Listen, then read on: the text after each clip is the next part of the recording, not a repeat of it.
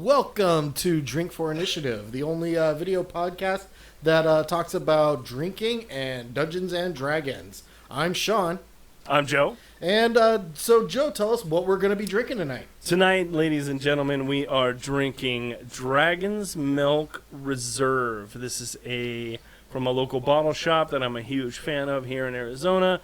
It is a variant of the ever-popular stout Dragon's Milk, aged in Scotch barrels on cocoa nibs and marshmallows. It is 11%, and I love that word, cocoa nibs. it is fantastic. Cocoa nibs, yes. I'm trying to figure out this camera. This is our first Sláinte. episode. Sláinte, ladies and gentlemen.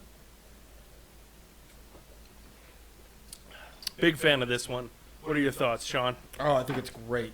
Reminds me of, like, if you took Guinness and poured, like, 3 shots of Jameson in it, and then, like, mixed it all up, perfect.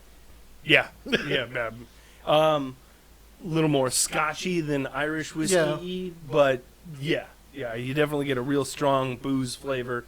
And, that's kind of what this is about. We're going to be sipping on different Dungeons and Dragons themed beverages throughout our different episodes, but we're going to be focusing heavily on the lore and the game itself. So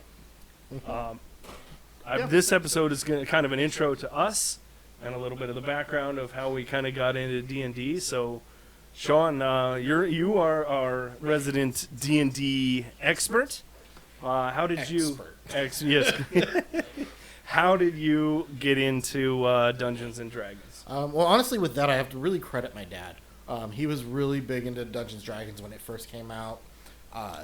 He got me interested in it when I was young. In fact, I still got some of his old figurines, his old minis, and like one of his old first edition modules sitting in the other room. He really gotten me into it. Those minis are like lead, right? I think they're pewter. But pewter. Yeah. They're hand painted, and I just think they're vintage. They're so pretty cool.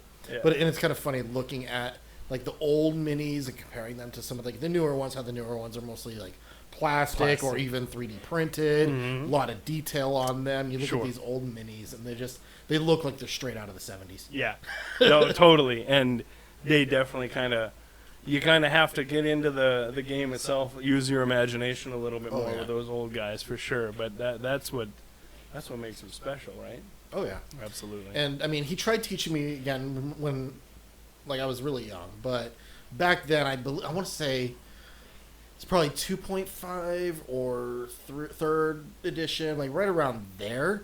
Was when he was trying to teach me. And there's an awful lot of rules to try to teach a little kid. Yeah. Not like 5th edition, where 5th edition today is, while there is a lot of rules, the rules are really more guidelines, and it's a lot less math than it is other editions, like 3.5 in particular. That one's just really math heavy. A lot of math rules and, playing exactly how these rules are written. Whereas 5e kind of opens it up a lot more for all sorts of different interpretations. So back then, him trying to teach me, it wasn't really clicking. Like, I loved the whole role play aspect of the game and the fantasy and dragons slaying and killing goblins and all of that other stuff. Like, I really, really liked that. So he got me. Remember that board game, Hero Quest?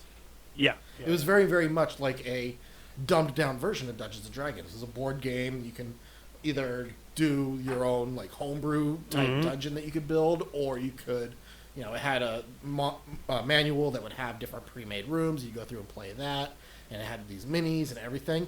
Absolutely loved it. That was my favorite game as a kid. I used to play it all the time. Super cool. Yeah, I missed that game. I wish I could still have my hands on that. But yeah, he got me that instead, and really got me interested in that. Then fast forward a few years, and I think the first time that I actually really sat and played D&D at all was actually when I was in Marine Corps boot camp. I don't know if I told you this story or not. I don't remember. While in boot camp, I suffered multiple lower leg injuries, so my training was delayed about halfway through by 3 months. I got to spend 3 months in what we called MRP, the Marine Rehabilitation Platoon, while my legs were healing. Longest boot camp ever. Yeah, turned a 3-month Marine Corps boot camp into 6 months. Yeah, it sucked. But while in MRP, there's really nothing that you can do. It's sit around and heal. Well, my bunkmate had actually taken like some paper and used it to actually make dice out of paper. Nice. And he DM'd a campaign for me and one other recruit while we were at boot camp. And so we actually sat there and we wrote up characters. He had the character sheets all like memorized on everything that we had to do. We put them all out, like put handwritten everything. So that was really cool. Yeah. And then, I mean, I've played a couple of other campaigns and games here and there, including with the group that we're in now. And then I took over and started DMing this group. Mm-hmm. And that's when I think you came in. That's right where I came in, yeah. So how I got started in D&D was, you, 100%. So thank you. I've always kind of been, into sci-fi, fantasy stuff, interested in the lore, the history, the epicness of it all, the huge tales and whatnot. And so I knew you hang out with a lot of the people in our current campaign, and I knew you guys were putting together a game. I just kind of hit you up and said, "Hey, you got room for one more?" Right? Right. Let's see if we can, if I can squeeze in on this. So, kind of late 30s that I got into my first game, and I'm into it. So here we are. Just kind of jumped in feet first, right? Yeah. You're a newbie player with a newbie DM, and of course that causes some really interesting dynamic in the game that we're playing too. True. So we've got all sorts of different types of players within this game. We've got our rules as written players that they want to play the game exactly how the rules are written. They want to do exactly this, exactly that, keeping track of everything. Yeah. And then we've got the other side, which is the what rules. Right. Rules are they're just a guideline. We don't need to pay any attention to the rules. I just want to role play and have fun. Yes. They want to have happy fun time play. Happy fun time. Happy fun time play hour, which actually led to a little bit of a conflict a few weeks ago. Yeah, a little bit. Because again, I'm a new DM. I've been playing for a while, but this is the first time I actually tried to DM, and I'm DMing the module Out of the Abyss. And if anybody knows, it's not an easy one to DM. It's a little very, more in-depth, very in-depth module. And a lot of different mechanics go into it, along with the survival horror aspect of it, but also the madness factor. But things like encumbrance does have to play a role. Yeah. Now, of course, at the beginning, when we first started this campaign, I wasn't paying too much attention to things like encumbrance. I didn't care. I had too much other things to keep track of. I didn't really want to pay attention to that as well. But then it's gotten to a point now where we're carrying so much stuff. I'm like, okay, now it has to come into play. And as a new guy, like, who wants to really, like, in a game, who wants to keep track of, how much crap you can carry. But, you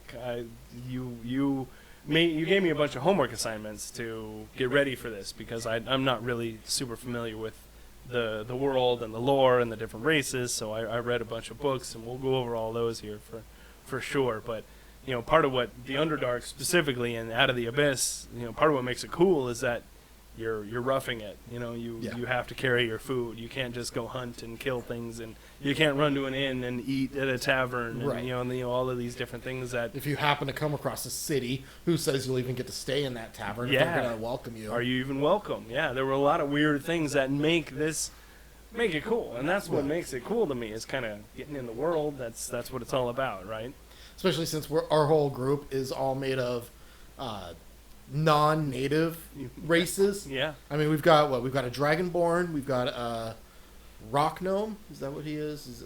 I believe he's Rock Gnome. Uh-huh. We've got a Shield Dwarf. Uh-huh. We've got a Furbolg. Uh-huh. An Aasimar. Uh-huh. And a Half-Orc. Half-Orc? What's our paladin? He's the Aasimar. Okay. Right. So we've got all these different guys that are all surface dwellers, and they're trying to do this whole thing in the Underdark, and so it makes for a very interesting dynamic. But the conflict that we had with the encumbrance thing, though, was I was trying to use an adopted rule that's in the player's handbook of where once you reach 5 times your strength score, you're now encumbered, and it reduces your walk speed or your movement speed by 10. Then after that, once you hit, I think it's 10 or 15, after that, that's when you're heavily encumbered, and it drops your movement by 20. But I decided to implement that, and some people threw a huge temper tantrum, threw a huge fit, and said, well, it's not fun at all, and blah, blah, blah. And so I ended up just going with what was written, like, instead of the modified rule, with the, what I like to call the Skyrim version, where once you hit this threshold, boom, it's damn near impossible for you to move. And so that's what I went with. 15 times your strength score. Guess what? Your movement speed is reduced by 20, and swim and fly speed. I think I was going to reduce that to 0, but I think I decided to also just reduce that down by 20. I can't remember which I picked for that. I'll have to look. But the way I figured, especially the swim and fly speed, right? Yeah. If you're carrying 15 times your own your own strength score, like, you're not going to be able to swim. No. And you ain't going to be able to fly. You can't fly. You're not going to be able to take off. Most of these people are lucky to be able to fly at all. Right. Well, I think the only one we can have that is our Asimar Paladin. Right, yeah. But I mean, yeah. Even still, which leads me to, I want you guys to leave in the comments below your thoughts on rules as written versus rules versus as attended versus no rules whatsoever. What's your favorite aspects of the game? Is it more the role play? Is it the focus on the rules? Is it combat? Like, your favorite parts of the game?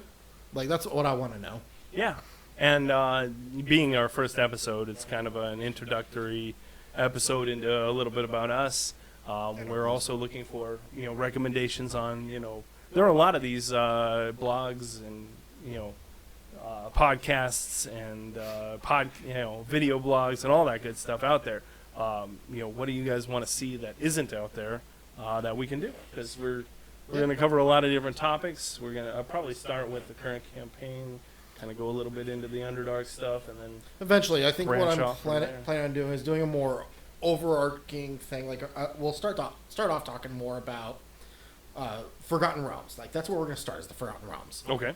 Because that's where our campaign takes place. Perfect. And that's kind of a way to educate you on it. Sure. We'll talk about some of the different things on the surface of Forgotten Realms. We'll talk about the different continents and how they all play against each other. Right. The different types of races and things that can be found there.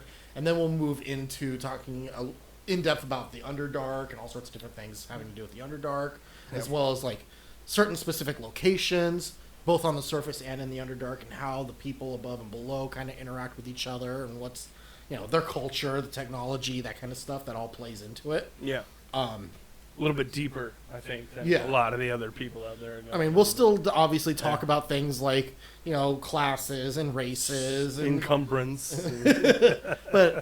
But I really want to get more into the lore. Yeah, that sounds awesome. Sounds great. So welcome to Drink for Initiative. Follow us on, of course, we're on Facebook, Twitter, YouTube.